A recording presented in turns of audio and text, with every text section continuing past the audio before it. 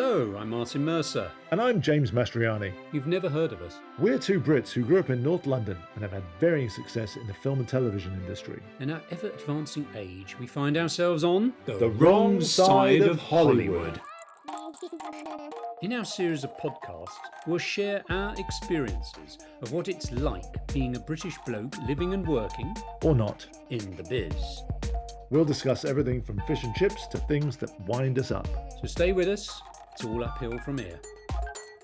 This podcast may contain strong language. If you're of a sensitive nature or easily offended, we invite you to, as they say in Blighty, jog on.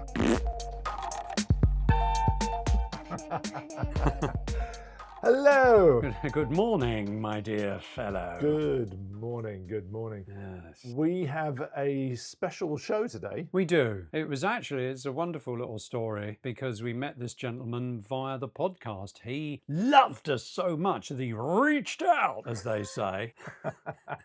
Yes, he did. And his name is... His name is Paul Swain, and we're going to be bringing him on the podcast a little later on. Yeah. But he's got a very interesting story, hasn't he? Yeah. We'll let him tell us. And the great thing is he's not from here, no spoilers. And what we like about when we do interview guests is that they've come to Los Angeles, they had a dream, they had an idea of creating a life. And so Paul's one of those people who works behind the scenes as an editor. Yes. Very important job. Now, I've met editors when doing storyboards. Sometimes when you do reshoots or you do post-viz, you meet with the editor and there's missing shots. And so I'll sit with the editor. We did that on Doolittle, we did that on Mr. and Mrs. Smith, and you work through it. And I always look at what they do and think, crikey, these screens, so many variants and so on and so forth. So it's fascinating, really. Yeah, I'd be curious to see what he has to say, because as you know, one of my biggest pet peeves with editing these days is the editor is now lumbered with not just telling the story, but they're also lumbered with sound and basic visual effects and maybe some green screen keying and color correction. Wow. So I'd be curious to see what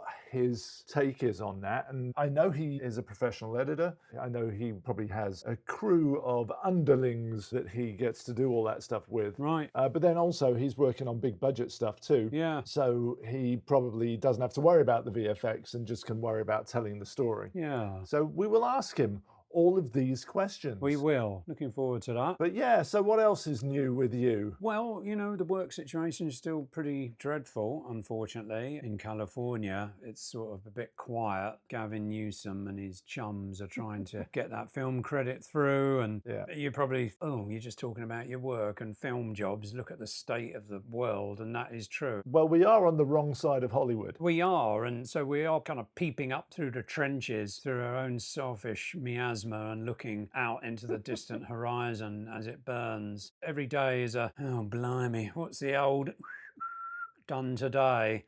Congrats to Canada for their new premier, whose name I can't remember. Mark Carney. Oh, Carney. He sounds like an Australian with a Carney, right? But he's not. Well, he used to run the Bank of England. Really? Yeah. Oh, wow. Is that good or is that bad? No, that's good because he knows what the fuck he's talking about. Oh, yes, that's right. It doesn't just spout. Bullshit. Yes.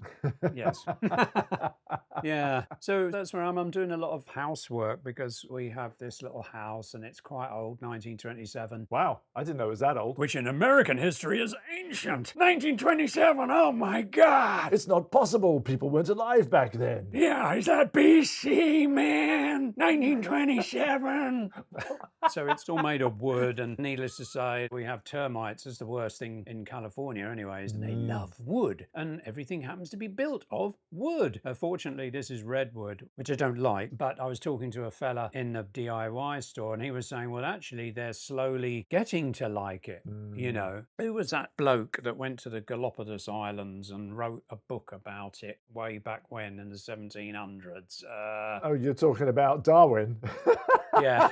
That guy. Yeah, that guy. And so that's what these little termite bastards are doing, and they're getting a taste for redwood now. And also, when you look at the wood of this house, as I was saying this to Sal, the quality compared to redwood now, it's shocking, you know. Well, you've seen that thing online, haven't you? Where it's like got wood from like 1900s and wood from 2020s, and the grain in the 1900s is just like really compact and tight. And then the grain in the wood from recent recently is all these big gaps between it and all this kind of stuff. So it's really telling. Yeah. Because this is what happens when wood grows over thousands of years, and then wood that is grown specifically for building materials. And the quality just isn't there because they haven't had time to grow and compress and grow, all this kind of stuff. So Right. yeah, from a construction standpoint, it's really low quality. So even nature is shrinkflation. You very kindly brought me a chocolate Easter egg, a Malteser one, which is very sweet of you, because I didn't return the favour. My apologies. Bit tight-fisted these days. Bastard. I know, humbug.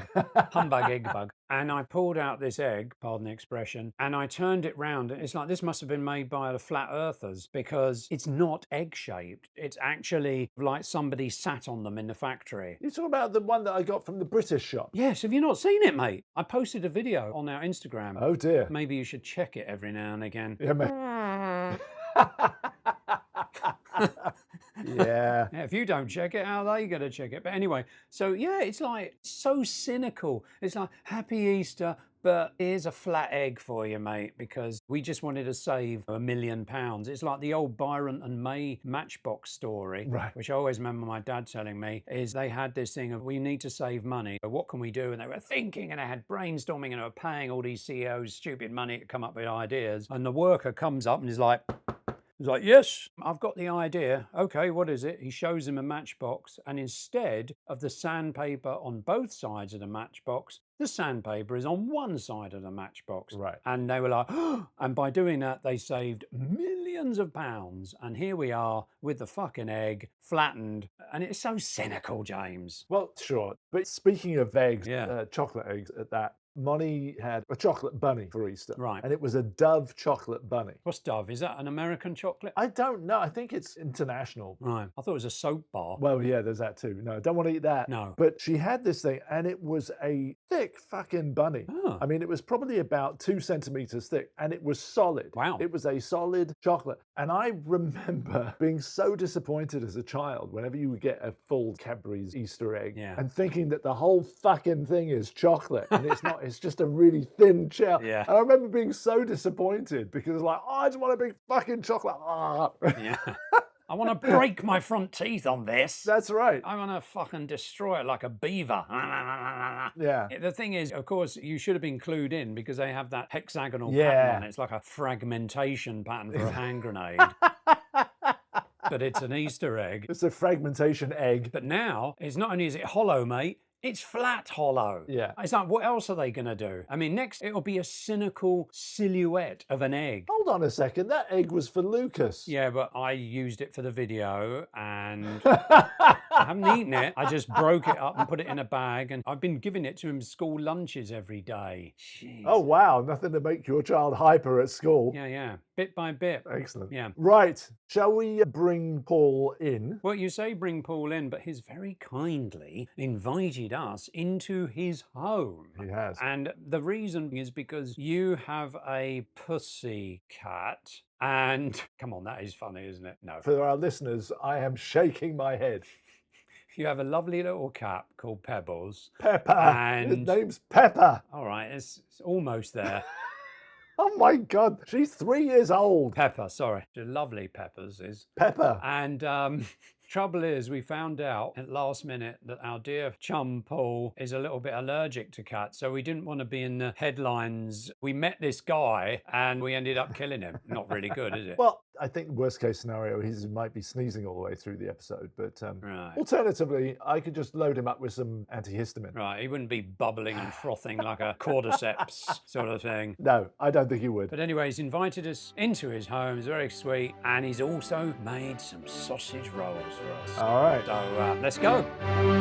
We are here with Mr. Paul Swain. Hello, welcome to my humble abode. Thank you. Thank you much. very much. Really sweet of you. Much I appreciated. mean, I haven't Thank stopped you. working since you've arrived. I've made coffee, tea, biscuits. I mean, I can see why you're here. Yeah, well, Yeah, there is actually no podcast. We just pop round to different Yeah, people's Eat me out of houses. house and home. Get a free. I have to bring up the missus and say, hi, we need some more food for the house. Well, it's a pleasure to be here with you boys. Well, I'm very thank you. excited. yeah, well, you haven't started yet. It can all go downhill from here. Exactly. But it is really good. We met, we were just saying to our loyal listeners worldwide, how we met, that you reached out to us because you'd listened to the podcast, which is so awesome. I mean, I think that's just so cool. Yes. Well, I saw a message that you did to some British guy on Facebook who had some questions about being a Brit in LA. And you went, hey, I've got this podcast, check it out. So I went, all right, I check it out. And I went, oh, these lads seem pretty funny. I'll see if they want to meet up for a cheeky beer. Checks in the mail. And then when he did meet us up, I don't drink. That's and right. You, And no, I didn't do yeah. it. You had a beer. Yeah. Oh, I did You have a had- beer, you didn't had I? Yeah. A beer. Yeah. No, it was good. We went to the British pub. Yeah. Yeah. The And Robin just- Hood. Robin Hood. Yeah. Yes. And just whinged and moaned all night. I thought it's just Oh, like being yeah. back at home. It's perfect. That was a total grumble fest. And It it was was. great because that pub reminds me of being a kid in the 70s and going to the Schooner Inn. You remember those in the UK? It had that panelling and that kind yeah. of the foods. Wonderful. It was the smell that got me. The minute you walk in, the beer-soaked carpet. Right. Yeah. It just took me straight back to England. Yeah. And I was like, wow, if I can see a few spots of blood in the corner, I'd be just like being back at home. Exactly. Only Exactly. a few shaven-headed. So just for the thousands of domestic and international listeners that you have globally, Yes. literally around the world, Absolutely. I may sound a bit Australian, I was going to ask you about that. Oh, yeah. but I am a Brit. Okay, prove it. Prove it. Oh, look at the weather today. Oh, jeez. Damn it. He's so cool. We were worried about that at first because I did think you were Australian. and I was like, okay, well, Aussies have a sense of humour last time I checked. Yes. And I hear your accent and I know that if I lived in Australia, I would have it too. Here, I've been able to fight it Yeah. and keep British. Yeah. But Australia or Canada? Canada, I'd be Right. And Australia, I'd be all right, man. I'll Yeah, be doing it Martin, like that. you're anyway because you can't hear. That's right.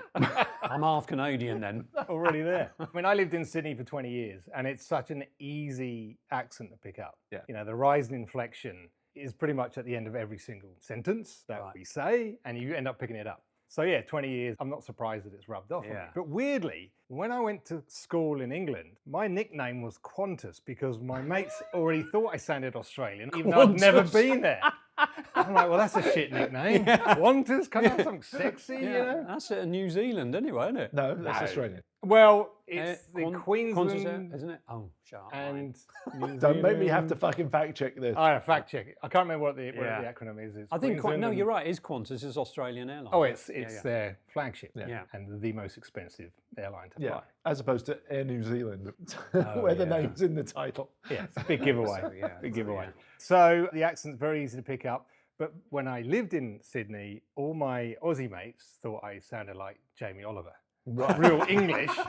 But then when I talk to my English mates, they go, oh, you sound like a bloody Aussie. Yeah. So You can't win. I'm going to develop a new accent. I don't know what yet, but I'm going to try and figure Well, one out. tell us about your story. What made you move from Blighty to Australia and all the bits in between? And how the hell did you end up here?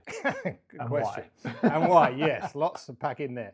So, born and bred in the UK. I did school. I didn't know what I wanted to do. The career advice was terrible at our school. It's like, okay, you're either a blue collar worker, builder, plumber, whatever, or you work in the bank. Yeah. I was like, great. And I was chatting to my best mate at the time. And he said, oh, my brother's a printer. He earns 14 grand a year. Right. Oh man, sign me up. Yeah. So I went to college, I learned printing and lithographics and all that, and I got a job as a printer. And I was a printer for like 10 years. Right. In 1993, my mother passed away, and a year later, my dad said, hey son, I'm emigrating to America. Good luck. What? Really? He actually, after about 8 months after my mum passed away, he went on holiday with his sister to America and was touring around on a bus and started giving the old tour guide a bit of a as your father type thing, wink, wink, nod, nod, and he's a bit of a charmer, he's a bit of a Del boy. And he came back and I said, how'd you go? Did you meet anyone? He said, actually I did. I was like, what? And yeah, he started a long distance relationship and that developed, and then he said, I'm moving to America, you're on your own. I thought, okay, well, I hate my job as a printer, there's more to life. I'm gonna book a one-way ticket to Moscow, and then from Moscow, I'm gonna jump on the Trans-Mongolian Railway and travel for a week across Russia to Beijing, Holy smokes. and then backpack from Beijing all the way down China to Hong Kong, where my brother was living, and I was going to live with him for a couple of weeks before moving to Australia to do a whole year backpacking, which was incredible. We arrived, and I managed to talk a mate into coming. I met him in a fish and chip shop, I was like, hey, Leo, you know, what are you doing for summer holiday? He said, oh, you know, probably go to Spain for 2 weeks. He goes, what are you doing? I'm like, well, kind of flying to Moscow and then traveling around the world. Do you want to come? And he's like, yeah, I will. I was like, what? And literally in a second. That's amazing. And he was a real estate agent. He was a manager. His career was flying high. And he said, you know what, I'm going to come. And he quit his job. And then we went, and we were off. Wow. That's insane. And I remember when we landed in Moscow at midnight. We walked out the airport. It was dark, cold. There was cold mist. And in the shadows, you saw blokes huddled together, smoking. Oh, we're going to get completely mugged and killed. And then suddenly the fog kind of parted and there's a woman there with a sign saying, Paul and Leo, welcome. And like, we ran to her. We just like, save us. And then we had a few days in Moscow and then jumped on the train and went across. I've been to Moscow. What year was this? 95. Yeah, I was there in 92. So it was Right. just after Perestroika, right? I think a great time to have been there. It was incredible. Yeah. I mean, it was a bizarre place. Yes. You know, we walked into the supermarket and bought all this food for our train journey. And, you know, unfortunately, there was a lot of people that didn't have money back then. They got an apple in their basket. Yep. And they were looking at us. Jeez. And the train journey was quite bizarre because you go through 8 or 10 time zones. So at one point, you're getting up for breakfast and there's people there having dinner. Oh, wow. I mean, it's hard to distinguish what was breakfast and dinner because it was just chicken stock soup, morning, noon, and night. That's all we had. And vodka. Wow. Oh, wow. So, cut long story short, I got to Hong Kong, got a job in the advertising industry, and we went to a editing facility for one of our commercials to be cut. And I was sitting on the couch, I was an account service guy, and I watched this guy start cutting a commercial, and I was thinking, wow, this is incredible. Look what he can do. This is what I want to do. And that was the seed that was planted. Yeah. And I parked it, and I went, okay, I'll park that, I'll see what I can do. 3 years in Hong Kong. And you got a funny name for Hong Kong, don't you? Honkers. Yeah, that's what we all call honkers. Yeah, I mean, it could be completely rude and racist, but we all called it honkers. I know. Honkers. This is crazy. You know, we were there 2 years before the British handover. So we had 2 years under British rule and a year after. And it was a wonderful place. What about language, communication? Can you speak Cantonese or Mandarin? You learn the street language, which is Cantonese. Yeah. You know, so you learn the really important basics, like to the taxi man, turn left, turn right, stop at the bar, thank you. Can I have 15 pints of lager? And thank you. And that got us through 3 years. Wow. And it was just a remarkable place. And I did some directing there as well. I was directing some Toys R Us commercials. Oh, wow. And again, I was like, this is brilliant. You know, this is what I want to do. All those years of working in Britain really didn't make me happy. When I was doing this TV stuff, it really just unleashed this enthusiasm and this love for this industry. And then met a girl. Right. And it's all downhill from And there. it didn't go too well, I have to admit. Met a girl, she was an Aussie, we went to Australia and we got to Sydney and I was working for a big advertising agency and me and her, we split up mutually, I thought, and I'm sitting there one day and the phone rings. This is immigration. Your ex-sponsors let us know that she's no longer sponsoring you. You've got 28 days to leave the country. Oh, geez. I was like, oh, shit. Oh, okay. All right. Well, anyway, I managed to duck and dive a bit, get a lawyer involved, and I managed to get a job sponsor with an internet startup company. This was during the internet boom. And because I'd worked in advertising, they were looking for advertising people who could write little ads. So they said, we'll sponsor you. And I literally had a week left before I was going to be deported. Wow. And they said, right, okay, you've got to go offshore to get your visa. I'm like, okay, offshore consulates. Oh, it's one in Hong Kong. Straight back to Hong Kong for a week. Said hello to all my mates, got my visa, went back to Australia, started working for the search engine company.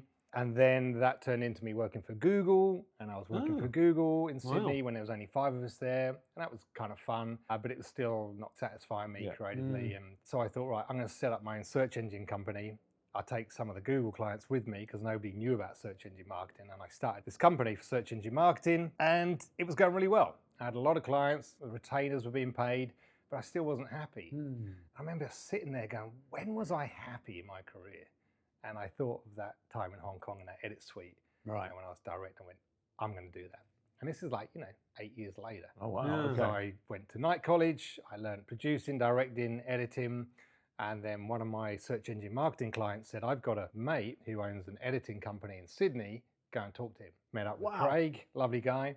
And we got on really well. He said, look, I've got a spare edit suite. You set up your search engine marketing company in my edit suite. And when you're not doing that, and I need an edit assistant, you do that for free. Nice. I was like, done. Yeah. So over the next year, my search engine company I let go, and my editing went off, and that was the start of my editing. Whilst you were doing this, you found your passion with the editing, and you did night college. Yeah, I've always been quite creative. I'm not academic. You know, when I worked for the ad agency and they'd asked me to create what they call a contact report, where you take notes of all the meeting and you have to write it, I was terrible. And my boss at the time was a lady called Mary Donaldson, who then became the Queen of Denmark, which is another story, which is kind of bizarre. I had the Queen of Denmark critiquing my written word, and she was a bit of a wordsmith, and she hated it. And I'm like, yeah, I was crap at that sort of thing. I want to do more creative stuff. So no, I wasn't really influenced by any editors at that point. I just loved film and loved TV. Right. And, you know, growing up in England, we had some of the greatest comedy around. Yeah. The weather was so shit. We're always indoors watching TV. And it's like form of osmosis. You're just watching and absorbing all this TV and comedy. And What were your favourite shows? I mean, the young ones, Yeah. Blackadder, Only Yeah. Fools and Horses. Yeah, okay. Yeah. All the classics, you know. Yeah, totally. 40 Towers or Flowery Farting Twats. owls. Watery parts. That's the one. So you did the night school, and then something happened, didn't it, that brought you here, which is just, I think, amazing. Yeah, it wasn't immediate. When I started working for this mate of mine, Craig, who gave me the break, you know, I started editing commercials, and I then found a production company that were doing more and more commercials, and I did a gig with them, and they said, look, we kind of want you as an in-house commercials guy. And they had 5 or 6 directors, and I was working for them for about 8 years, and then they started moving into long form TV. Right. One of the directors that I did all my commercials with, he was going to direct a show called Moody's Christmas, really funny comedy Australian show. And I said, hey, can I cut it? Like, oh, you know, you haven't done a show before. I'm like, yeah, I know, but I can edit. He goes, I'll put your name in front of the head of the network. As luck would happen, the woman who was going to edit it had already booked a gig. So they said, all right, we'll give Paul a go. Nice. If he cocks up, we're going to fire him. Right. After the first episode. I was like, fair enough. Yeah. If it's crap, Yeah, get rid of me. makes Fair enough. sense. But I backed myself. I went, you know, I can handle this. Anyway, we did it. I cut the first episode, and we're in my edit suite. We got the whole network there, and we're just about to show them it, and I was crapping myself. I was really nervous, and we played it. And inside, I'm like, this is brilliant, it's so funny.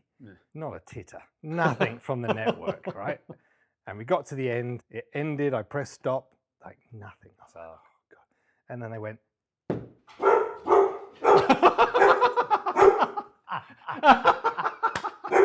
That's a beautiful thing. That's in. That's in. lay down. Oh. Lay down. Cut. Take 2. And they all of a sudden got up and went, oh my God, this is brilliant. We love it. We want to see it again. Nice. And what they were doing, they were just ticking boxes in their brain. Yeah. Okay, we've got that. Yeah, that's funny. Yeah, yeah. And then they relaxed. So I didn't get fired.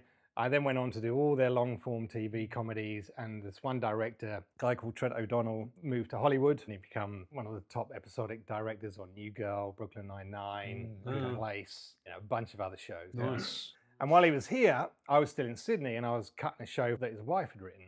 And one morning the phone rang, and it was Trent. I thought, oh, he wants to talk about the cut that I did. And it was like 8:30 in the morning, and he said, hey, Paul, quick question. I was like, oh yeah, do you want to come to Hollywood and work with Will Ferrell? I was like, huh? He goes, you got 10 seconds. I was like, so what do you mean? He goes, 10, 9, 8. And I'm like, Trent, what do you mean? Will Ferrell? He's like 6, 5, 4. And he went all the way to 0. He goes, are you in? I was like, yeah. He goes, all right, I'll call you back.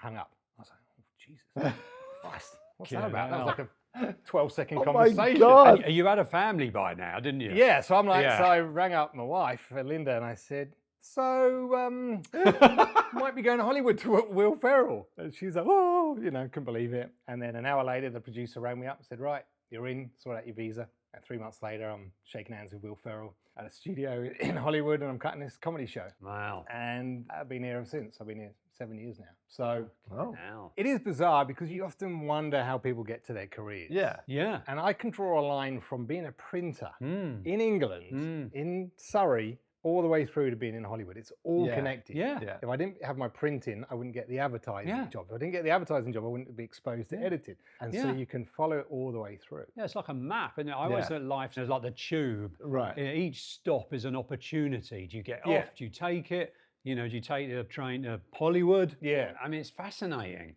And talking about that, I think my mouth's as dry as a Sahara desert. I think it's time for a bit of dunk love. All Let's right. do it. Dunk, dunk, dunk, dunk love. Here we are, Dunk Love section. And I'm filming this as well because this is very important. Now, Paul, as wonderful host, there's sausage rolls cooking in the oven as we speak. And we have brought, at great expense, McVitie's chocolate digestives. Yummy. We're even going to leave you the rest of the pack. And Aren't we generous? You guys can come around anytime. we're going to do a synchronized dunk. Now, there is a reason behind this, so let's do a dunk. So, Paul, would you be so kind as to dunk first? Sure. Okay, here we go. Beautiful. That texture, milk chocolate. Love it. There you go. Good man. Look at that. No breakage. Very nice. Oh my God. Yeah. I am really impressed. Me too. Paul, you passed. Yeah. I mean, not ding, ding, ding, No. ding, ding. Yeah. I'll Ding, ding. tell Bloody you, good. there's an article in the Telegraph. Is it a Telegraph? One of the British Guardian. proper papers. And basically, I do it like this. Sorry, I don't want to get on your carpet. Chocolate side up. I'm a chocolate sign up. But the proper way is how you did it with no prompting, chocolate side down. So you get the hit of chocolate and then you get the biscuit. And you get the what? I didn't catch that bit. So my go. You get the biscuit on top. So James, Yeah. it's very hard to do it now because you're not going to make a mistake, are you? No, but I would do it the way I normally do it anyway. So Very good, Paul. I'll take that You're broken right. biscuit. You- Yeah, you've passed. No more taking the piss out of the Aussie accent because he is 100% British. Exactly. I'm very posh. He did that correct. Yes. Surrey. When I heard Surrey, I was like, oh, hello. Right, so I got my biscuit. Now you see, I'm going to do it wrong because I've always done it that way, but I'm going Yeah. to turn it Me that way. too. No, we're just oaths, aren't we? How's that? Yeah, you get the chocolate. Yeah. Yeah. Very good. Very good biscuits. Well done, fellas. There we go. Right. Thank So- you for bringing those biscuits. To our American friends, chocolate on the bottom, biscuit on the top. You dunk like this, no breakage, and And Martin's going to be vacuuming and cleaning that table right then. yeah. Right, that's why we've got a dog. Oh, and guess what? I filmed it widescreen, and the wife told me not to film it widescreen. Well, you're in for a bollocking. Oh, it was delicious. Thank you for that. You're welcome. Now, the wife's Cantonese, She was born in Hong Kong. born in Hong Kong. And moved to Australia when she was 2. So Okay. she's essentially Australian, but Right. Chinese ethnicity. Yeah. So you have that exposure to that wonderful cooking, I'm assuming. Who, my wife's? Love you, darling. Yes. Well, okay, her mum and dad were chefs. They were Chinese Oh, chefs. right. And when we lived in Australia, we'd go around there for a big Chinese banquet, Nice. which her mum did. And it was incredible. You know, Yeah. just the spread of the Chinese food was Yeah. remarkable. Linda cooks mainly Western food. Right. And she's a great cook. Yeah. You know, I cook too. Oh, wow. I actually do a mean chicken fried rice, actually. Oh, wow. So what time should we be over later? How long can we elongate this interview? We can do lunch. Yeah. So, yeah, we eat a lot of rice dishes and noodles here, but we also have the English food. Yeah, I was I gonna cook say, it. yeah. I love cooking a good roast dinner, roast chicken or roast beef, Yorkshire puddings, roast potatoes, all the trimmings, Wow. which is one of my faves. So we'll see you on Sunday. It's like, why don't you just move in? Let's Well, just, yeah, I mean, Would we you could mind? curl up under the chairs, couldn't we? Well, you can. Well, where are you going to sleep? I'm gonna sleep at the Outside, pool. where you belong. no, I'm not spooning you, James. No, I hardly know you. no. Any recommendations for a pucker roast since you've been here? Been here 7 years. Right. Pucker roast in LA. Yeah, Paul's house. Yeah, my house. My house is pretty good. Pretty bloody good. Hello. Yeah. I mean, for Christmas, we get like a nice big beef ribeye on the Oh, bone okay. with you Wow. know, Brussels Christmas. sprouts, which I know is quite a controversial vegetable. I love Brussels sprouts. hate Oh Brussels no, sprouts. I love them. Yeah, it's great wind. You can have mine. Thank you. When you come round for dinner and I cook for you. Okay. Yeah, I was going to say, I think we're going to be doing a Christmas special. That's right. With Paul and his family. Yeah, totally. Excellent. That'd be quite fun. So you have that. Is there a place around here? I find it hard to find. I here. went to one place years ago in Santa Monica. Oh, the King's Head. No, some other restaurant. I find though, you know, they give you like 2 potatoes. Right. Yeah, I'm yeah. like, come on, you charge me $35. I Yeah. get 2 potatoes and 1 Yorkshire pudding. Yeah. Whereas in my house, you get like 7, 8 potatoes, Yes, 3 thank Yorkshire you. puddings each. Yeah. Marvellous. Are the roast potatoes the full potato, or maybe cut in half and roasted, or are they tiny little? The ones I do, Yeah. they're pretty big. Okay. The good see, chunky ones. so like my grandmother's used Yeah. to. Yeah. But okay, you're hired. I mean, back in my day, like I remember my dad's mum, she used to cook the roast potatoes in with the meat. Yes. Oh, yeah. But they didn't get crispy, but the juices, Yeah. I mean, it was all fat, but it was gorgeous. Oh, yeah, flavour, isn't it? Yeah, but I don't do that way. I just olive oil, garlic, Right. pre-boil them, put them in, fluff them up. So you actually cook? Because to be honest, if it weren't for my wife, I'd starve. Well, if I wasn't for your wife, I'd start. Yeah, that's true. She cooks for both of you. She's in this bread thing at the moment, Right. in which we talked about in the You last sound podcast. like that's a bad thing. It's not a bad thing. It's wonderful. Is it this What's bread thing at the bad is the moment? fact I'm that on the ring camera I hear ding ding. I'm like, hello. The missus is out without my permission, and there she's How does she floating. get unlocked from that chain? Yeah, she's floating over to your place with a plate of fucking nice bread or shrimp and all this stuff. Yeah. Oh, it's come around your place. Seriously? Like shrimp. Oh yeah, she does the shrimp with noodles and. But it's all wonderful and share alike. La di da di da. Can you film James's expression right now, please? It looks like a smacked ass, doesn't it? But we do love our food. And where we live in the valley, we find, the restaurants are a little bit average. Okay.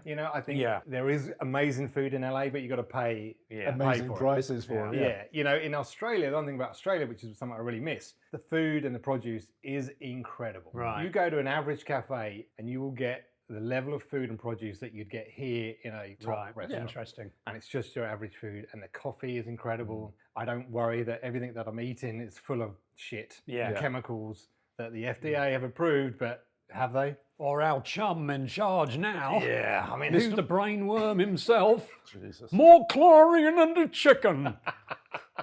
Yeah. Yeah, so I do miss the food. We do love our food. Right. We love going to Ding Tai Fung though. Here is a great restaurant. Oh, is that? Which That's is, easy for you to say. There's one in Glendale and there's one in Century City. Oh, okay. It's a very well known Okay. Yeah. restaurant. High end, mate. Sniffing the underpants of success, you see. Yeah, well. Yeah. It's mid-range. It's mid-range. Maybe As for my you, kids are saying, sir. it's mid, Dad. Yeah. I think I'm using it right, probably not. That's a good one. We're going to Arcadia soon for Yum Cha. Yum cha? Yum Cha. Tea. No, Yum Oh. Cha is like dim sum. Oh, yeah. Of course. What was I thinking? Yes. Where'd you go? Arcadia. Okay, so Arcadia. you're going into the The Asian heart. Yeah. quadrant of the valley. That's Al- probably the Alhambra. best stuff around. Yeah. It's like being in Hong Kong where the service is so rude. Yes. Oh, yes. and quick. Yes. And there's no airs and graces. It's like, there's your dish. They throw it in front of you. You scoff it down. The wife and the kids are like friggin' Tasmanian devils. They're just like, ah, they eat it all. And we're in and out in 4 minutes. I'm like, what? Yeah. Yeah, service not included. Yeah. You remember that Chinese restaurant in Soho, London, back in the day? yeah. And it was round tables, you remember? And they were known for you just get their stuff and they're leaning over you like, have you Yeah. fucking finished? Yeah. Out. Yeah. That was hilarious. But I Great- think great living in fun. Hong Kong, you kind of get used to the culture. Yeah. And in Hong Kong, there's lots of restaurants like that where it's in and out. Yeah, and the food was totally. great. In terms of the British food, I kind of only miss the treats, the chocolate Yeah. and the Oh, yeah. chips or the crisps, as we like Yeah. to say. We go to the English candy store up the road and we have dairy milk chocolate, all the Quavers crisps and Right. the hula hoops and all. That's kind of the only food I miss. Yeah. I remember when I first met you, I think I asked you to bring me back Yeah. a few little treats because every time I've got a friend who goes back home, Yeah. they're like, "Do you want anything?" I'm like, funny you should ask. Here's And- my list and of I chocolate. generously brought you an OXO cube. Yeah, one. And I've run out again Have you? because the Oh. ones I had weevils in them, so Linda threw them all away. I'm like, Weevils are the part of the OXO cube. thing. part of It's the good like- protein, isn't it? Oh, yeah. See totally. Man versus Wild, he's super gigantic weevils. Anyway, that leads us into talking about film. lovely Maybe we can segue. talk about film when we munch on your sausage. Well, why don't rolls. I press the reheat button? You mean you haven't done it yet? Well, we've been chatting. You didn't give me the nod. Nice. We're not here to talk, we're here to eat. Dear oh, All right, hang on. Well, I wanted to ask you about Poker Face. Now, I have to say, I actually did a little bit of research on Paul. Yeah, Funny well, enough. Crikey, not too deep, I hope. No. James wanted to ask you about Poker Yes. Face. how do you end up on that gig? Okay, so That's enough. I was working on a show. It was towards the back end of COVID, so I was working at home in this back building in the backyard, and my agent rang me up and said, okay, I've got you an interview. She goes, are you sitting down? I went, yeah, I'm always sitting down. I'm sitting there. She goes, okay, I've got you an interview with Ryan Johnson and Ram Bergman. I was like, oh, who are they? It's funny, I was just thinking that. Yeah, I was like, who are they? She goes, just Google them. So I was like, give me a second. Googled them. The Last Jedi comes up. All his movies come up. And I'm like, oh my God. I was like, immediately shitting myself. Yeah. These guys are a big deal. And she said it's for a show called Poker Face for Peacock. You need to be interviewed by the Post Soup, Cameron, Ram, and if Ram likes you, then you meet Ryan. So I met the Post Soup, who was a really super guy. He said, okay, you can meet Ram. So I went up to their studio in Studio City. We met, got on great. And he said, right, you've got to meet Ryan on Zoom. So I was like, oh, crikey. What do I say? This guy's a Star Wars director, Right. you know? Right. I'm a big Star Wars fan, and this guy is, he's done it. And bless him, he was so warm and friendly, and he took away any fear that I had. And, I think people who can make people feel comfortable are super special. Yeah. He wasn't there to make me feel uncomfortable. He wasn't there to intimidate me or trick me up with any... Like me and Martin. Yeah. Yeah, exactly. Exactly. And it's incredible because he's at the height of his game, he's a big deal. And for him to just talk to me at a certain level where I didn't feel intimidated was super special. And we got on great and we had a laugh. He didn't really ask me anything tricky, I think it was more of, we know you can edit. Yeah. But can I be in the edit Who suite are with you? Who His are you? personality, right? Yeah, and I think a lot of that is with editors. There's hundreds of us here who are good editors. Yeah. But do you fit the personality of that director or that showrunner? Can you live in a small room for days and weeks and sometimes months? Right. And eventually I got the nod and said, you're on. And it was a career highlight. It was an incredible show. Natasha Lyonne is an incredible actress. The show was written brilliantly. I thought it was hilarious, and well, it was hilarious, but also there was some drama in there. It was quite dramatic. It was a dramedy, and I enjoyed that side of things. But the great thing about Poker Face was it was run like a feature film. So once the directors had their cut, Ryan would then come in on every episode, and then you spend a week with him. Yeah. And sometimes you kind of starting from the beginning, Yeah. and you go all the way through every scene. He wants to look at every frame, every scene, and you workshop it till it fits his standards, which was an incredible experience because usually you're dealing with the director, then the producers, then the showrunner, then the network, and there's multiple layers of notes. Yeah. This was Brian has final cut and what he says goes. Oh, wow. Okay. Nice. Which was refreshing, but also terrifying because you've got to be at the top of your game. Yeah. When you're editing and you've got a guy as smart as Ryan just saying, okay, well, what we're going to do, we're going to cut from here to here, then you go to here, then we're going to do this, and I think we should try that. And then we go back, and you're like, your brain's going, oh my God. And you've got to do it right You there kind and of got then, to, haven't you? you're doing it while he's talking, Yeah. and you've got to remember what he's saying. Yeah. That's what we do. You get through it all, and then he's like, great, let's move on. And he's very decisive. Yeah. He'd say, right, show me a different take of that. So I'd go, okay, say there's 8 takes. I'd get to take 3. He goes, I want that one. I'm like, but I've got another 5 takes. He goes, no, I want that one. And I'm like, this is great. He's so decisive. That's he knows what he wants. He knows what that character should be saying or doing, and you can just move through it. With Poker Face, you did the Moody's, Brockmire, and it has that comedic. It's like when you do storyboarding, they go, you've got all spaceships, can you draw a horse? Of course you can. Yeah. But when I was looking you up and checking you out and all that, seeing your stuff, great website. Sorry. Who are misses? Do you want to catch up with these? No, I want them au naturel, mate. Oh, look at those They're beauties. just little ones, so they're ready to chew whenever you like. Yeah, these homemade. No, last night. Wow. These are really good. Oh, this is lovely, and I'm a vegan. Define vegan. Bullshit. Minced pork, crushed fennel, salt and pepper, a little bit of basil. Do you do the pastry? Oh no, I bought pre-made puff. Well, it's pastry. very nice. I mean, I think it needs a little bit more salt. No. You can't taste the pork when it's raw. oh, this is lovely. Okay. Yeah. Do you want some ketchup with it? Oh, no, no. No, So I've got loads more if you want to keep I'm going to have the chewing. big one. Did you put the sesame seeds on? Yeah, I did the whole Yeah, thing. that's lovely. Rolled the pastry, did the whole thing. That's lovely. And what about the sausage? You make that?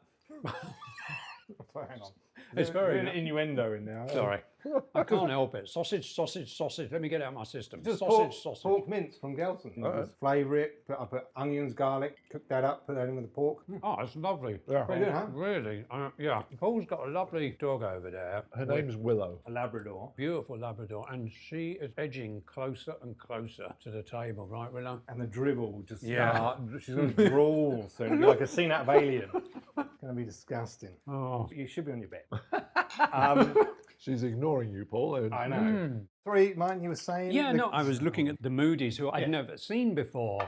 And I was just looking at the piece you have on your show reel with the tray thing. And I just thought that was so well done. I've got to see it now. It was so funny. And I think to edit comedy, it's kind of like editing horror. I think, Yes. yeah, it's shot and maybe it's even boarded or whatever.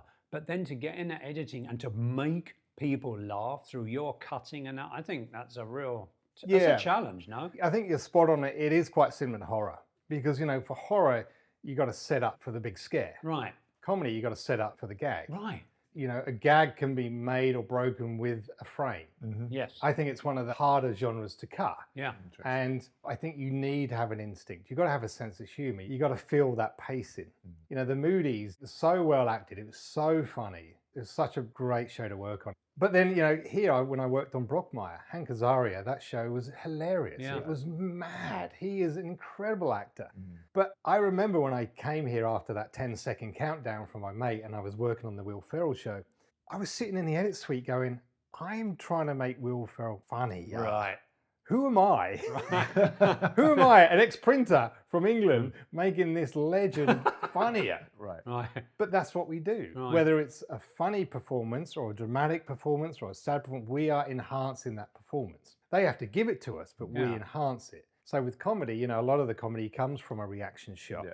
You know, and a lot of the times they may not hit the gag line correctly. They might have the wrong inflection. So Right. we would go in there and remove that inflection and check all the other takes and just pop up a different one to help land a gag. Yeah. So we are doing a lot of that sort of Right. behind the curtain stuff to Yeah. help them land it. And, you know, you might have to cut away to get a reaction to then back to the line to either extend it or Yeah. shorten it. Have you ever had a culture clash of the British Australian humour with the American version of humour?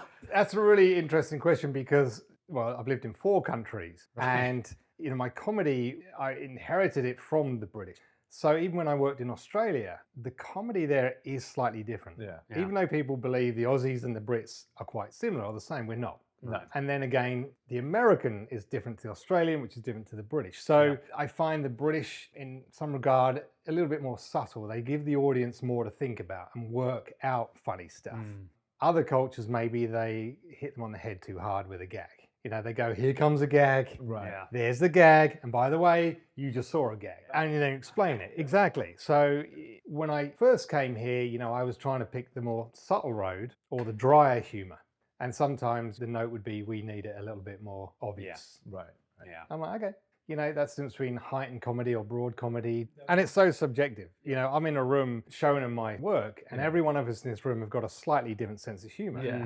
But ultimately, if something is funny, if it's well written, it should get a laugh. Yeah. Well, look at the American classics with John Candy. We love those, you know, Planes, Trains, Automobiles. It's funny worldwide, Yeah, you know. totally. And I think British comedies are that Fleabag, that painful silence. Awkward. It's about being embarrassed. Right. That's the British thing, embarrassment. And Americans aren't embarrassed. They're like, Yeah. One of the most important things I find when I'm cutting comedy is you can't let the audience get ahead of you. Right. If they know something's coming, you've lost them. Right. So you've got to kind of subvert their expectations somehow. Because, if you know what's coming, the gag's blowing. Yeah. So you've got to surprise them. And sometimes the writing, you kind of gives away the gag a bit early. So then you go, okay, what can we do to subvert that? Let's write some ADR. Let's put a slightly different Yeah. line in. Yeah. Let's cut to a reaction so we can get that line in and just push it out a bit or Yeah. however we redirect it. So that's a bit of a challenge sometimes. now, whilst we munch on your Yeah, I was sausage going to say, rolls, I'm going to tuck in. and we start talking about movies now. We did have some homework on this one. Oh, gosh. The homework was The Last of Us, Series 2, and Seth Rogen's A Studio. Yeah. So, Paul, did you do your homework? Excellent. Maybe James goes first. James. The Last of Us, mate? Yeah, season 2. Yes, sir. No. No, you know what? I loved the first season a lot. And I was excited for the second season. And yes, we're going to talk about spoilers. A main character does get bumped off in the second episode. What? Who? I only saw the first episode. Yeah. Oh, you I'm joking. I'm bastard. joking. But I don't know, there's something about this season. It's like the lead up to that was good. I kind of knew it was going to be that particular character because when they say a major character is going to get killed this season, it's like, well, there's only 2 major characters in this thing. It's not So- the horse, let's put it that way. Yeah, exactly. Yeah. So I'm like, okay, well, fine. I did watch the 3rd episode last night and I was bored, frankly. I know it's the calm before the storm, but I was just bored with it. I found myself going on to IMDb to find out who the actors are. You know, oh, I recognize that person. What were they being in? I don't think I'm going to watch any more of it. Wow. Well, whilst Paul's noshing, Series 2, you're right, because we've already seen the journey. Yeah. They got to the goal, they got to the city, and now, well, Pedro has been killed. Oh, spoilers, And- mate. Yeah, you know, we do that on this show. Sorry, should have done your own No, work. you do that. Pedro has been killed, and that's shocking and brutal. Yeah, that was brutal. Brutal. Won't describe it because I don't want to spoil the scene. A bit late for that. We're back to her with her female partner, Yeah. her mate, and they're doing another journey. So it's like, well, now they've got to up the game. And also on YouTube, you can see the comparison. Yeah. Because when I was watching this episode with all the infected bashing against the wall, I'm like, hold on, I've seen that shot where they all rush and bash Yeah. against the wall and the camera pulls back. It's fucking Game of Thrones. And somebody's put it up there. Yeah. It's shot for shot. From an editor's point Okay. of view, Check it's that one quite out. interesting. But anyway, so I certainly will keep watching it. I think I the probably will, but I might let it go a couple episodes so I can binge it. I think she's great. Oh, she's fabulous. All the actors Yeah, in it. I have are no problem with any of the absolutely actors. Awesome. Yeah. And you get your production value. I do think some of the visual effects are a little bit crusty. They're But too sharp. I also have a problem with the fact that they keep jumping through time. They've just killed him, and then this next episode starts, and it's 3 months later. Yeah. And they've rebuilt the city and all that kind of stuff. And I'm like, I want to see maybe a bit of her freaking out. I mean, we got a little bit of it, but We didn't see her struggle in the hospital. well, just at a all. little We bit. did, yeah. But she was recovering for 3 months. Yeah. Yeah. I was quite surprised by episode 2. Yeah. I started watching this going, oh, you know, is this going to end up like another Walking Dead? Right. That's what I was fearful of because the first season, the journey was so interesting. It Yeah. was so intimate with these 2 folks. And I thought, oh, Christ. And as you said, they've now found the base. Yeah. They've now got a community. And I'm like, here we go. It's cool. We're going to be all about protecting this. And we've seen this 100 times with these Yeah. zombie shows. So then when Pedro got it, that was quite shocking Yeah. to snuff out your main character. Well, that episode in The Walking Dead. Oh, the slit throats. No, not the slit throats. That was was- Terminus. No, the one. No, with, that was a red wedding in Game of Thrones, No, wasn't it? no. No, I'm not talking about that scene. I know what you're talking about. Right. I'm talking about with the baseball bat. Oh, yes. Yeah, Oh, yeah. yes. Yeah, yeah. Yes. And at that point, I was sitting there going, I don't know if I can watch this anymore. That was a little too brutal. Yeah. It was a pretty shocking makeup Yeah. effect, I have to say. Oh, right. Just on episode 2 when she Yeah. was bashing Yeah. him. Is it because it was a young female bashing? And a golf club. But aren't you desensitized by all this? Yes. I mean, we've seen so much horrific violence. I find it a bit like, okay. Yeah, I thought Which it was is very quite- restrained, actually. Yeah, Was I it? wasn't overly shocked Yeah. by it. But going back to The Walking Dead, this whole season, they started off with 2 people on horseback riding through a forest with a city in the background. And I'm like, I've seen this in every post-apocalyptic show. Yeah. And I was like, this is more of the same. I think it was beautifully shot. I think the acting is tremendous. The editing's great. I just hope the story kicks up Yeah. on this new journey. Yeah. You know, I find the girls' relationship very sweet, very cute, and Yeah. you know, they're both strong girls. Especially our lead actress. She's great. I mean, her character's you wouldn't want to mess with her. She's No. phenomenal. So I hope this journey gives me enough interest Yeah. and intrigue to stick with it. Because if it's another Walking Dead journey, Yeah, I think right. I'm going to get bored quite quickly. Yeah. Yeah, well, you were right. It was a bit of a slow one. Yeah. Yeah. So it's like, I'm going to keep watching. Yeah, I'll watch it. Yeah. It's got some great production value, and, Oh, yeah. and I respect the craft of that as long as the journey continues to pique my interest. Yeah, I And the mean, and of characters. course, to get a little bit political, and of course, it's set in Seattle, it's set in America, and of course, it's made in Canada. And it's a shame they couldn't shoot this in the US, you know. But anyway, There is one sausage roll left. There's 3 of us. Do we need to fight No. and wrestle? I'm No, good no, because I actually please. had 3. I had 3. I've had 3. Well, Paul, you overdid it. Go on, mate. mate. Willow's on the floor going, what about me? What about me? Sorry, Scooby. Oh, look at her. She's like, Moving on to the studio. Yes. Seth Rogen, writer, director. Yes, I got to say, I love this show. I really, really like this show. Having been a network is not obviously his level. I think luckily with Fox Kids, we didn't have that backstabbing situation going on, but there were certain people. Well, you had Hyam, didn't you? You had to Well, yeah, answer but to I the mean- governor, which is a lower version of Seth Rogen's role. Sorry, Hyam. Well, no, it's Seth Rogen's boss. Is the Yes, Hyam that's character. right. Yeah. I told you that. Yeah. Carry on. But I just thought it was genius. It's really well observed, and obviously they've taken it to the nth degree. And Have just, they, though? Well, I think they have. I mean, I think I've seen that there's- all the fucking time. there's and more, yeah, but there's more slapstick in this, like parking the golf cart in the guy's parking space, all that kind of stuff. I thought that was excellent. I thought the Wanna was The one, yeah, that was excellent. genius, Yeah. just absolutely genius. Yeah. And they're driving away. Did they get the shot? They didn't get the shot. Yeah. Fuck! You know, it was just brilliant. Yeah. It was so good. I'm loving it. I got to say, it's one of my favourite shows at the minute. I mean, it is kind of insider Yeah. world, yeah, yeah. but I think there's enough interest around the world of how Hollywood works. Oh, yeah. And for us, even though we're in the industry, I still get a real kick out of Yeah. watching. I think it's very well performed, very well written. It's Yeah. very funny. I think this is some of Seth's best work. Yeah. I think he's brilliant. How would you, from an editing point of view, that wanna? Mm. Because as we know, our oneers wanners. Now, in the adolescent, Yeah, it adolescence. was a Yeah. true wanna. Yeah. In this one, I was wondering, is it a true wanna from an editing point of view? What happens if you have a show like that? Well, I didn't overanalyze it because sometimes I just want to Chill. kick back and watch it Yeah, as an yeah. audience member. So I can't remember if there were any cheeky wipes Yeah. past a column or a person wiping camera.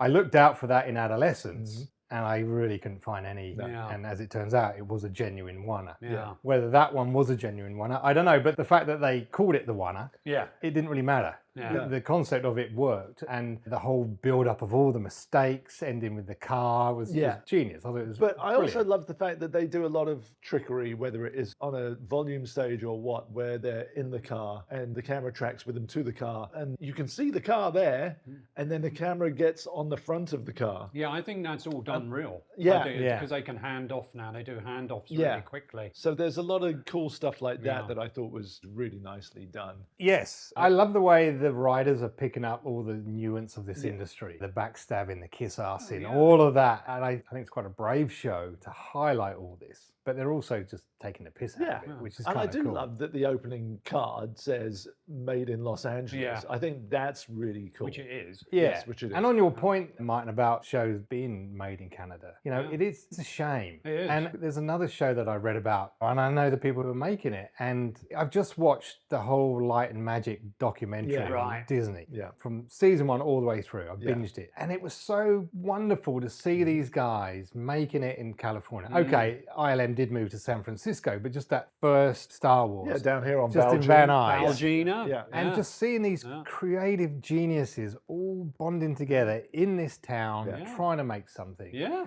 was inspiring. I got Yeah. really excited again. It's been a bit tough in this industry and you get a little bit flat. And then I watch a show like this and I go, you know, it is about the people. It is about this town, you know, bring it Yeah. back. You've got people that just love and adore what we do. Yeah. And it's not about the money, it's about our hearts and our soul. And, you know, this is why I got into it, because I loved it. I didn't enjoy my other jobs. I enjoy what I do now. And I'm not the only one. There's thousands of us that put our heart and soul and everything on the line to do what we do. Yeah. And to see it disappear Yeah. is heartbreaking. It is, and I think it's been allowed to disappear with a cynicism that I hate to say it from Los Angeles and that kind of taking it for granted. The joy of walking onto the WB backlot, Paramount, you go through that fucking archway, Oh, incredible. you know, and there's that feeling when you are working of that magic, and they've kind of pissed it away. And I think now Gavin Newsom's trying to apply the 750 million. Right. Is it too late though? Well, I think so. I mean, I think you so. should have seen the writing on the wall. But,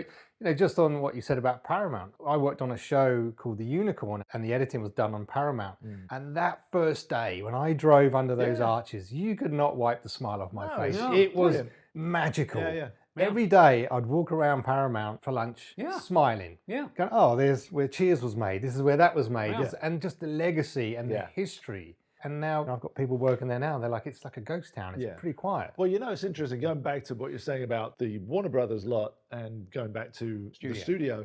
And it's all shot there. I mean, if you know the Yeah, lot, it's all Warner Brothers, right? it's all Warner They Brothers. built the facade, which is lovely production design. But it's funny because I was only there last year for something and I was like, oh, that's where that is. That's where that is. Yeah. But what makes me laugh is they get in the car and they drive off to go across town and they're literally across the street at the smokehouse. Right. That's right, that's right. Yeah, and also they do that thing which they always do when they're making Hollywood movies, is you have all the people in costumes moving, you got the fucking bubble machine going, That's right. you got all this shit going, and of course when you go there, it's like, Yeah.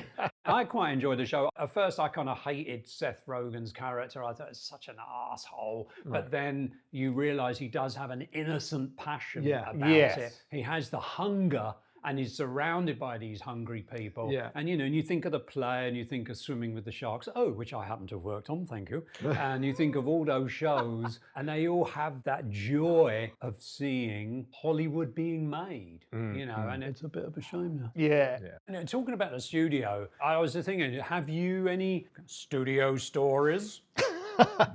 Well, yeah, I got a couple.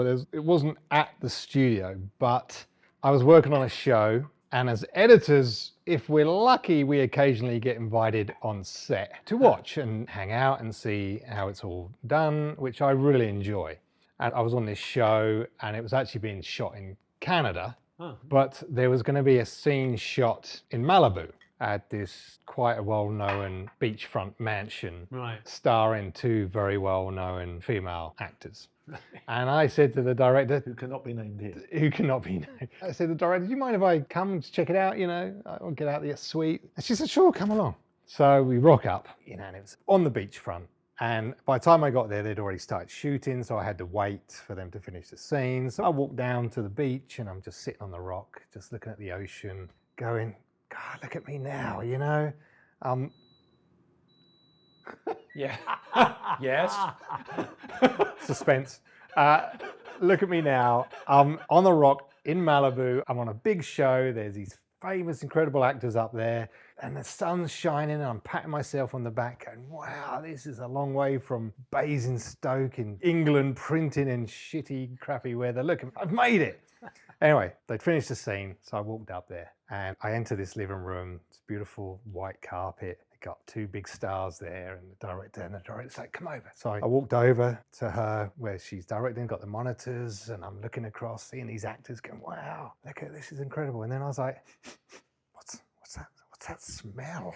I was like, oh my God.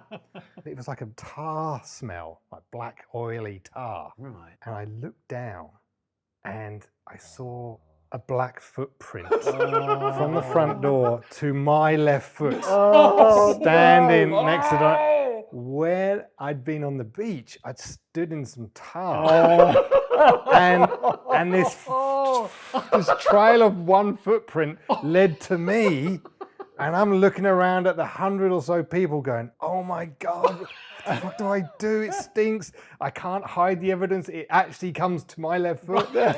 So I subtly took my shoe off and went out again, different direction, and got out and rubbed all this tar off and put sand on it and then kind of limped back in. And I was like, oh my God. And luckily nobody noticed because they were too busy looking at the stars and what's going on. But I'm like, I oh my God. thought you were going to say I took my shoe off. And then when I came back in, I noticed that I'd taken off the wrong shoe. There's another trail going out. I know. I was like, oh, don't let editors out on set. It was such a beautiful home too. Yeah. And I'm like, oh God, That was very studio of you. Yeah, it was a bit of a disaster, but nobody, R&D as well. nobody mentioned it to me, even though the footprints led to me. There was no, all right, Your Honor, you got me, Yeah. But I think they would have paid to clear the whole carpet anyway. But it was just one of those moments where the two stars were big name stars, Right. and they didn't notice, luckily, and the director didn't notice, and I was like, okay. But yeah, and then there's other times when I was working with Hank Azaria on Brockmire, and he was working remotely in New York, and I had never met him. This was my first episode with him, and I'd heard that it didn't go too well with the other editor, and Hank wasn't too happy, and oh yeah, it's not going well next door. And by the way, you're on Zoom with him in about an hour. I was like, oh shit. So I'm crapping myself, and I'm sitting there, and up comes the image. And there's Hank in his office with all his Emmys, Shit. all above his head on a shelf, and he's got a masseuse there massaging him. I'm going, oh my God, this is so Hollywood. Yeah. But it went well. And it went great. And, you know, he was the loveliest guy. You know, as an editor, you've got to gain someone's confidence. So for the first hour, he'd be like, okay, Paul, I want to see this, I want to see that, I want to see that. And then eventually, because they see your work, they're like, actually, this guy knows what he's doing. And goes, oh yeah, that's the best take. You picked that. Yeah, you picked that. That's right. And then you see a turn in the conversation where it's show me this to, oh, what do you think? And when they start asking you, what do you think? You know, you've kind of gained their confidence. And after that, it was great. And then we got on brilliantly. And then he called me up after that season and said, Paul, I want you to cut the entire 3rd season, every episode. I said, well, we can't do that because you need multiple editors the way it's shot. But I was very honoured that, you know, a comedy genius like Hank would want me, and to get a call on my phone from him is still bizarre, you know. And there's some of the bizarre things about being in Hollywood. You know, the things you only read about or you see in films. You know, suddenly you're at a famous person's house for a party. And you're like, that's bizarre. There's so-and-so right there talking to me. And I love that. And that's the excitement of being in here. Yes, it is. And so when you do feel that the industry is slipping away and that energy and love and that excitement of everything that is Hollywood, I get a bit sad. No, definitely. We're definitely in bizarre times, both politically as well as the film industry. I mean, it really does suck. I guess if you're a network executive, you're somewhat better off, but it's only because you are in a job 9 to 5 or more, depending. But yeah, as far as the below the line guys go, it's all going elsewhere. Well, that's the thing. A while ago, it's okay if the production's done out of LA because we still do all the cutting here. But because they're getting incentives to cut there as well, That's right. and their quality of crew is as good as here, Totally. you're like, well, then there's no reason to cut here. They shoot it there, they cut there, and suddenly all the dreams and aspirations we had by coming here. And this is what I love about Hollywood. It's such a melting pot of different cultures and different people, and we're all drawn here because of a unified passion. And I feel that that's dissipating, and, you know, I'm not a spring chicken, and I'm glad I'm not starting my career now. Oh, yeah. Especially in a union. To get even your pension or healthcare when you retire, you have to have 25 years in the union, and you have to have 25,000 hours. And I look at the young guys now, especially in my craft of storyboarding, and I just think, is that even going to be? Just want to know, from a storyboard artist's point of view, you know, when I board and when we do animatics, there is an editing process there. And I have worked with a few editors. Can't remember the names, of course, and I'm sure they can't remember me.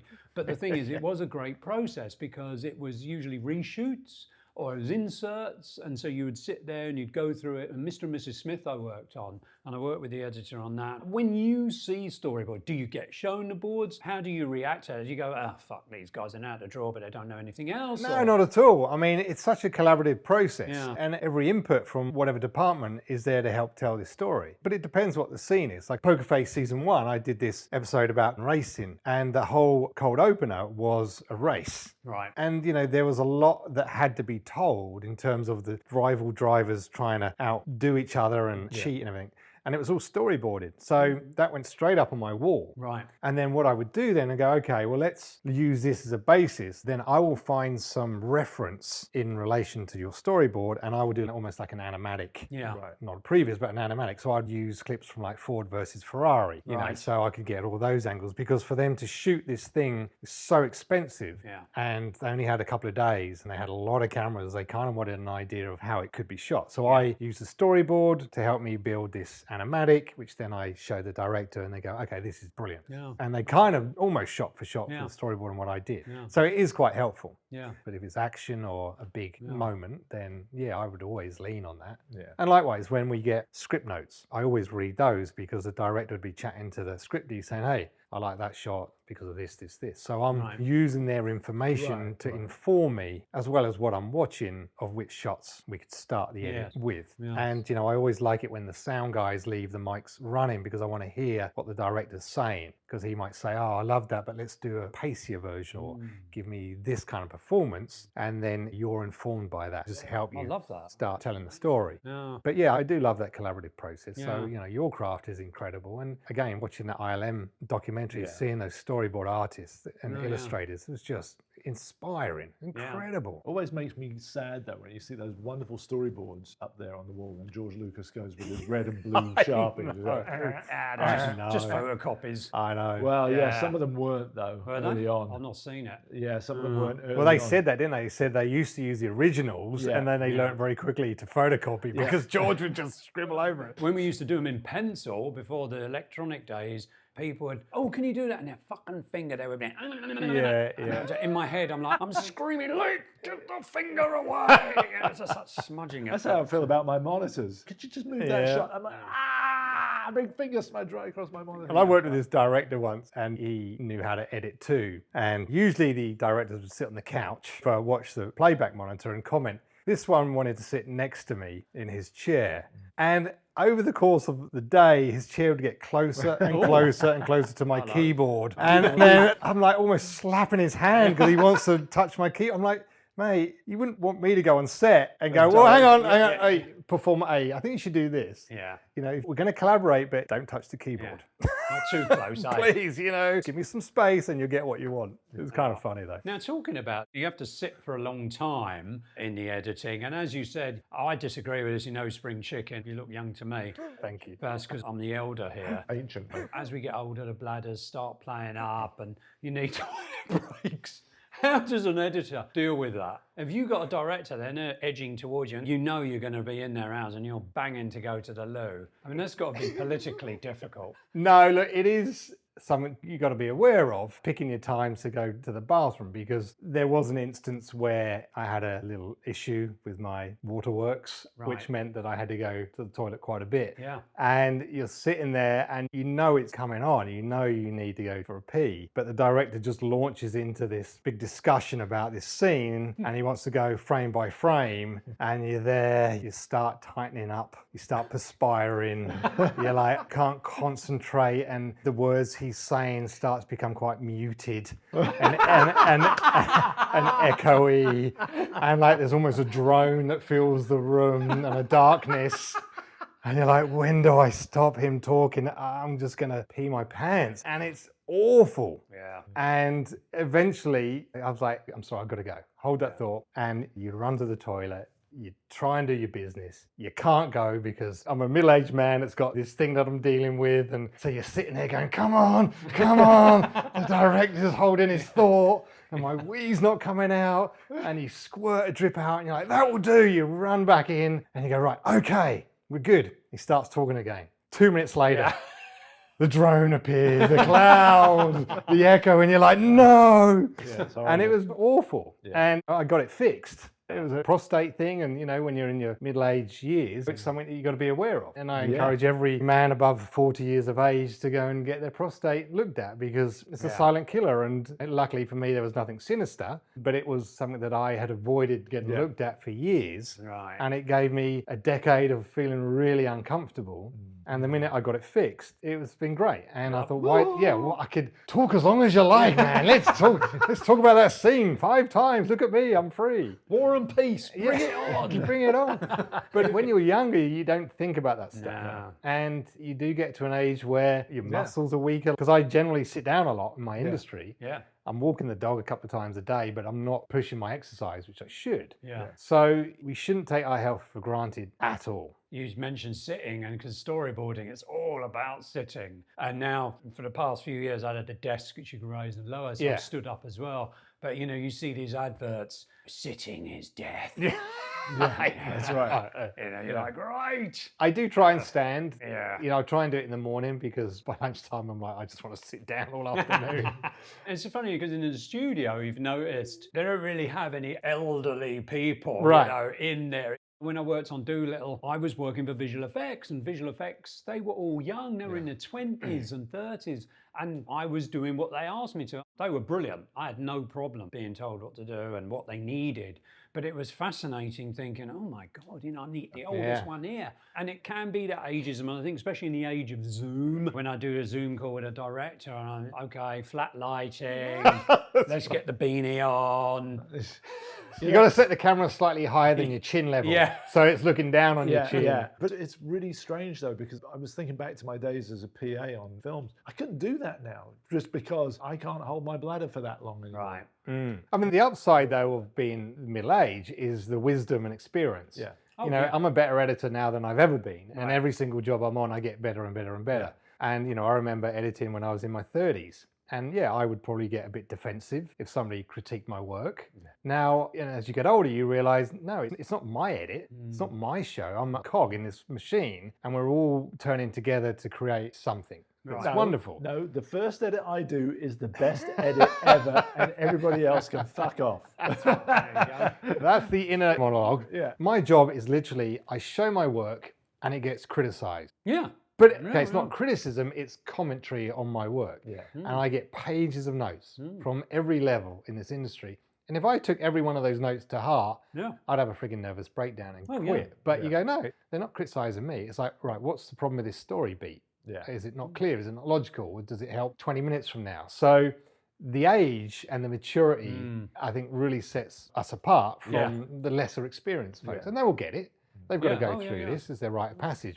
And also you're more confident with people. Yeah. You know, even though there's nothing wrong with being nervous. Well, yeah, because you have the experience behind you that you know not to take it personally. Unless somebody says, that's the worst edit I've ever seen, and you're fired. Touch wood, I've never been fired, but you know, I've had a couple of run-ins, which was nothing to do with me. They were misinformed, but I took the brunt of it. And I was like, well, how do I react to this? Do I get my back up? Do I start shouting back? Do I start swearing back? I'm like, no, I just let them vent and then quietly and diplomatically explain the situation. Why they're a complete fuckhead. That's right. And why you're out of line. And ultimately those moments, they ended up apologising because we are passionate, sensitive people in this industry.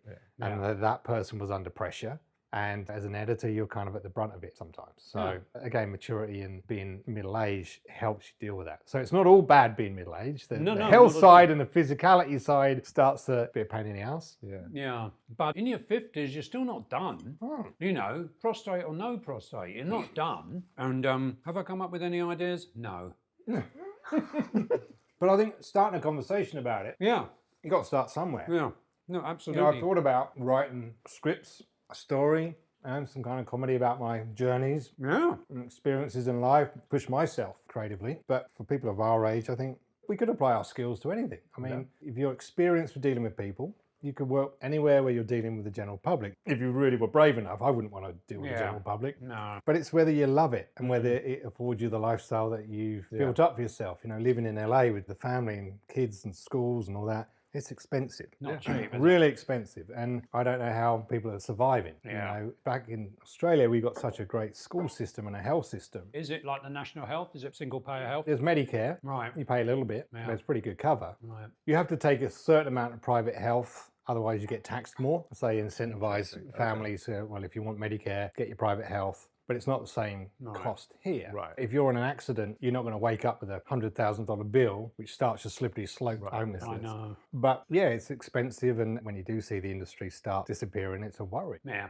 In the back of my mind is just like, well, you know, hoping a job comes along, because that's the way it's been for so many years, that something has come along, you know. But this time it really feels like a real full stop. It's like when you were mentioning about your career guidance at school, it was like, well, you know, At that age, I was totally into film and they had no clue. No, exactly. When you and I discussed this, we had the careers day. And I remember when I was going through it, you were obviously 5-10 years older than me. I am 10 years older. That's fucking shake. But they had this questionnaire that you'd fill out. And I did everything to do with theatre, television, film. Right. The following week when it came back and said, okay, you're going to be a vet. And I'm like, what the fuck? It was that point where I looked at my teacher, I'm like, this is, I didn't obviously say this, but in my head, I'm like, this is fucked up. This isn't anything to do with anything that I said. And now you're like, if I'd have been a vet, I would have been I've been raking it in. But what I love about meeting folks like you and any folk, we've all got a story. We've all had experiences. And I think there are hundreds of incredible stories that could be on screen. But most of us don't bother. And we should.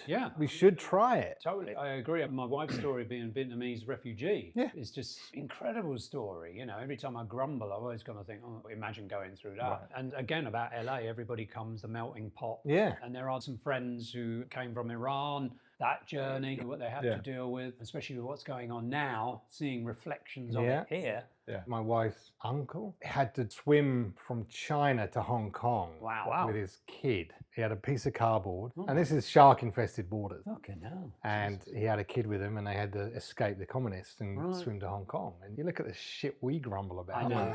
I know. We were in North London. But, you know, saying that, Paul, about we have stories, we should do something. I mean, in the pandemic, I wanted to make a short film. And ultimately, we entered it into film festivals. Didn't win, but just getting it screened was good. But getting the people together, we have camera people, we have editors, we have producers, we have actor friends. But you get to a point when you're 55 and upwards where you go, I really can't be asking favors of people. Yeah. When I was a teenager, yeah, you rope in all your friends. Is this thing we're doing today, is this because you need an editor? No.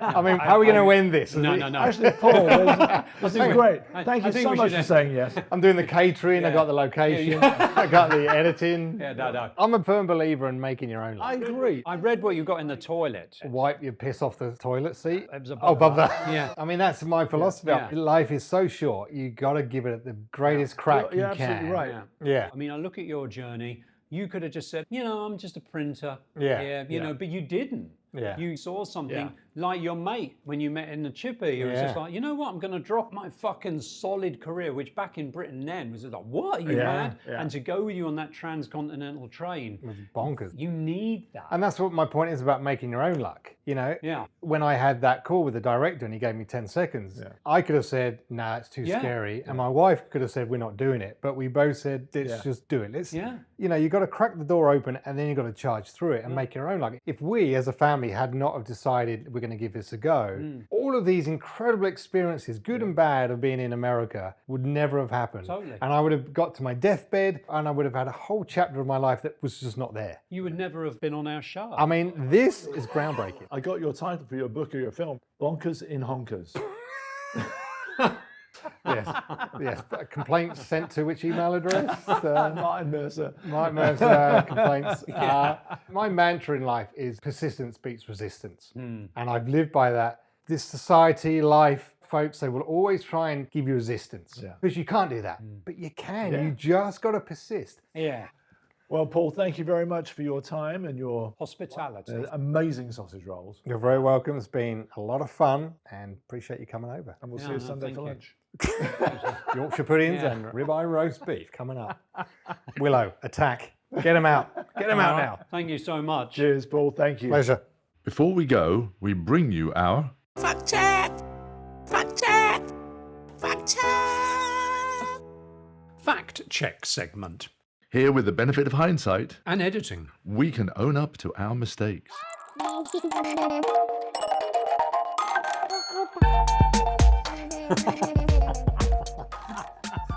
Martin, what is a pommy for our American audiences? Well, funny you should ask, my dear friend. In the olden days, an immigrant in Australia was known as a Jimmy Grant. Jimmy Grant, immigrant.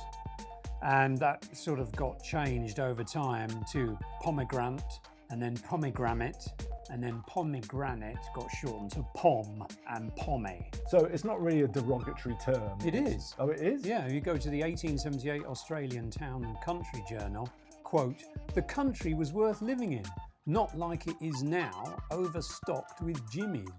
Oh. So I was thinking it was something to do with an apple, because that's it, Brits love apples, but no, it's a sort of a word mutation through the ages, and in fact, anti-immigration's been going on for a long time, so there you go. Martin, Yeah. the Matchbox story was not about Bryant and May. Oh. It was about Swan Vestas. Oh. But whether it was a janitor is unclear. It appears that it was simply one of the marketing chaps. However, the idea of a lowly janitor making the deal with the company and becoming suddenly well off is a nice one. It is a nice fantasy. So Qantas, Yes. Australia's national airline, Mm-hmm. apparently is an acronym for Queensland and Northern Territory Aerial Services. Ta-da! Now you know. Yeah. Bye. Cheers. Ta-da. TTFN.